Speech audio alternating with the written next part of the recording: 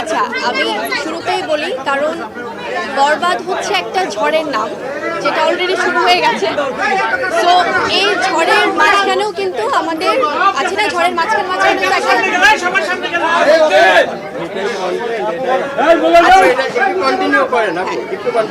আমি বলছি সেটা হচ্ছে যে বরবাদ হচ্ছে একটি ঝড়ের নাম, যেটি আসলে অনেক জোরে শুরু হয়ে গেছে। সবাই এই ঝড়ের কিন্তু পূর্বাভাস আগেই পেয়েছিল।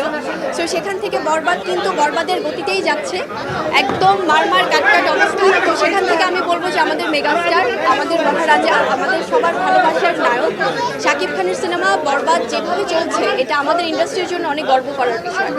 সো আমি চাই এভাবে বরবাদ চলুক এবং তার পাশাপাশি অন্য সিনেমাগুলোও চলুক। আর জঙ্গলি তো আমরা দেখছি যে আমাদের যে পারিবারিক যে সেন্টিমেন্ট, যেভাবে দর্শক আসলে ইমোশনালি এটা গ্রহণ করেছে, সো সবগুলো সিনেমার জন্য অনেক ভালোবাসে। সবাই জঙ্গলি দেখুন। আর বরবাদ তো যেভাবে সবগুলো স্ক্রিন আমরা মানে হাউসফুল দেখছি, so hats off to the মানে বরবাদ টিম।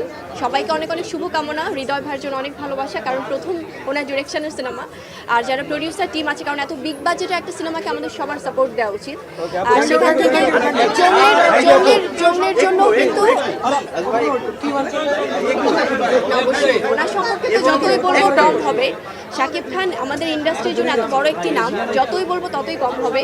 উনি বরাবরই ওনার সিনেমা দিয়ে প্রমাণ দিয়েছেন যে উনি কতটা ভালোবাসার মানুষ, বাংলার মানুষের কাছে উনি কতটা প্রিয়।